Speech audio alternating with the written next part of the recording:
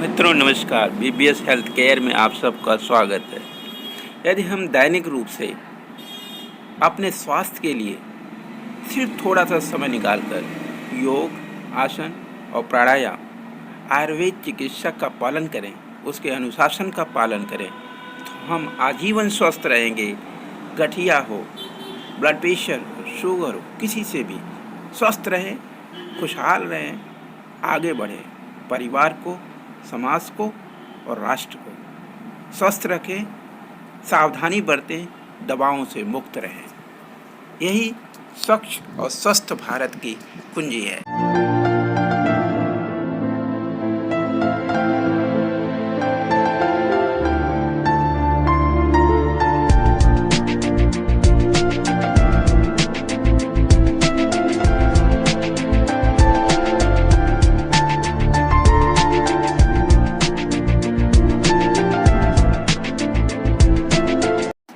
Prevention is better than cure, PBC policy, यानी prevention is better than cure. सावधानी दवा से बेहतर है। डॉक्टर के पास जाना, घंटों समय बर्बाद करना, आर्थिक नुकसान करना, शारीरिक नुकसान करना से लाख गुना बेहतर है कुछ मिनट सुबह के, कुछ मिनट शाम के अपनी आत्मा में समर्पित होकर आत्म प्राणायाम करना, आसन करना, योगाभ्यास करना और स्वयं को स्वस्थ, समाज को प्रेरणा दें, राष्ट्र की मजबूती बने, आर्थिक जीडीपी बढ़ाएं, अपना धन कोष बढ़ाएं और भारत की ताकत बढ़ाएं। जय भारत, जय गीता, जय संविधान का रास्ता। एक्यूप्रेशर थेरेपी हमारे जीवन को, हमारे स्वास्थ्य को बिना दवा के पूर्ण स्वस्थ रखने की सबसे बड़ी ताकत है।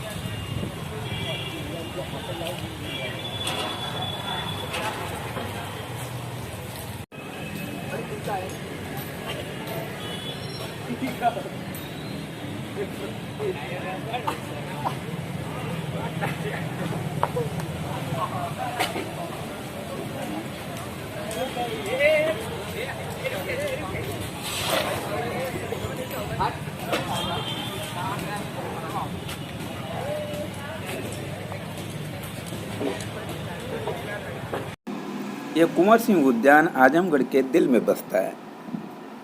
ये 75 वर्षों का विकास है। इसके पहले एक डीएम आए थे, LY सुहासा। उन्होंने इसके विकास पर थोड़ा ध्यान दिया, कुछ निजी संस्थानों ने ध्यान दिया, कुछ निजी लोगों ने ध्यान दिया, तब जाकर के आज की ये हालत आपको दिख रही है। लेकिन क्या ऐसी हालत इन 75 सालों में हर विकास स्तर पर, हर बड़े ग्राम स्तर पर क्यों नहीं होनी चाहिए थी? क्या ये बहुत बड़ी उपलब्धि है? 75 साल की आज़ादी में आज हम इस चीज़ को महसूस कर रहे हैं। शायद 10 साल पहले भी ऐसा नहीं था। इसलिए हमें अपने स्वस्थ समाज का, स्वस्थ राष्ट्र निर्माण का प्रतिमान तैयार करने ही होंगे।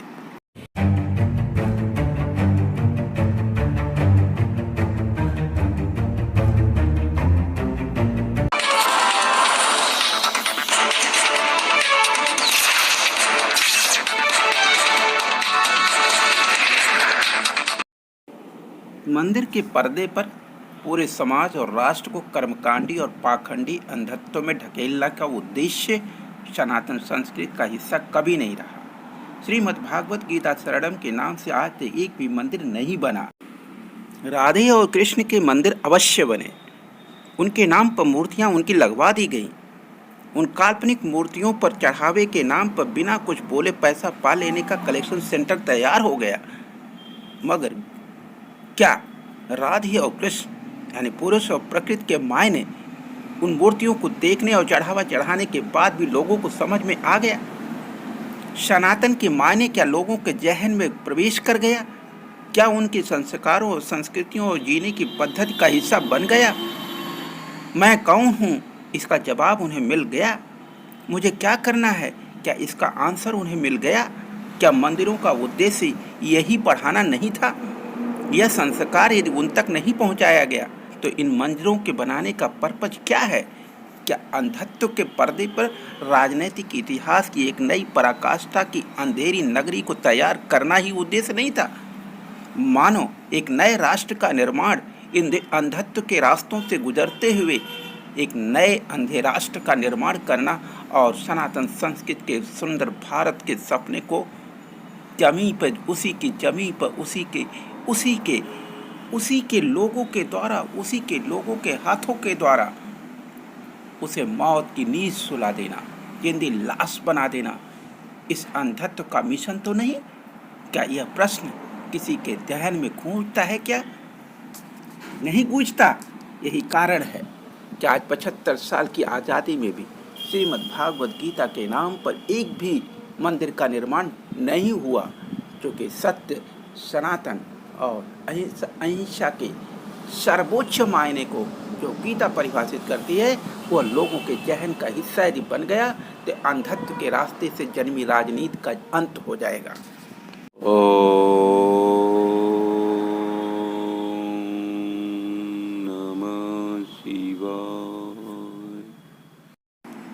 खुद को जाने का रास्ता सिर्फ प्राणायाम है। खुद कौन? हम, हमारा मंजिल क्या है, हम किस लिए जन्म लिए? इन सारे प्रश्नों का आंसर सिर्फ प्राणायाम से ही संभव है। उसके लिए मात्र खुद के लिए सिर्फ कुछ पल ही तो देने हैं और आजीवन खुद को स्वस्थ रखने के लिए इन छोटे से थोड़े से 10, 15, 20 मिनट के योगासन करने हैं और उसके बाद आजीवन स्वस्थ रखने के लिए एक्यूप्रेशर और नेचुरोपैथी के, प्राकृतिक चिकित्सा के, योग और आयुर्वेद दोनों के मिश्रित जीवन शैली और अनुशासन का पालन करना, आजीवन निरोग रहना, न गठिया की दर्द। कहते हैं जिंदगी को जीना आसान नहीं होता, जिंदगी को जीना आसान बनाना पड़ता है। कैसे? स्वस्थ शरीर का कुछ सब्र करके, कुछ बर्दाश्त करके और बहुत कुछ नजरअंदाज कर। जीवन का मिशन क्या हम समझ चुके हैं? शायद नहीं। कभी गठिया से, कभी जोड़ों के दर्द से, कभी ब्लड प्रेशर के दर्द से, कभी शुगर के डर से, हमेशा डर में ही जीने की आदत पड़ चुकी है। आओ, हम जानवरों को ट्रेन कर सकते हैं, लेकिन खुद को ट्रेन क्यों नहीं कर सकते? खुद को संस्कारित क्यों नहीं कर सकते? जीवन को सुंदर बनाना है तो जीवन को सुंदर बढ़ाना भी होगा। उसके लिए सुंदर रास्ते खुद ही अपनाने होंगे। उसके सुंदर व्यवस्थाओं के आचरणों को अनुशासन का हिस्सा बनाना होगा। वो कठिन तो होगा, लेकिन अपनाना होगा। तभी सुंदर समाज और सुंदर राष्ट्र और सुंदर शरीर और सुंदर आचरणों का निर्माण संभव होगा। तभी एक सुंदर भारत का सपना साकार होगा। से लेकर गंगा के उद्भव तक भारत है। यहाँ एक कुमारी लगातार तपस्या कर रही है। इसका लक्ष्य है यहाँ बैठे आदि योगी से मिलन। शिव पार्वती के इस रूपक में धरती के इन दो छोरों के बीच बहने वाली प्राणधारा का संकेत है। इसमें योग की कुंडलिनी है। कुंडलिनी के अलावा शरीर में 72,000 नाड़ियां हैं। इनसे शरीर में जीवन बना रहता है। मित्रों, बहुत बहुत आभार। यदि आपको हमारी योगदान पसंद आया तो कृपया लाइक, शेयर और सब्सक्राइब करें। आपका प्यार आपका सम्मान हमारी ताकत है। न्यूज़ पावर BBS हेल्थ के एक ही उद्देश्य है, समाज के उन मूल्यों, उन पहलुओं को उजागर करना, राष्ट्र निर्माण के लिए जो आवश्यक है उसको दुनिया को बताना, समाज को जगाना। जय भारत, जय गीता, जय संविधान।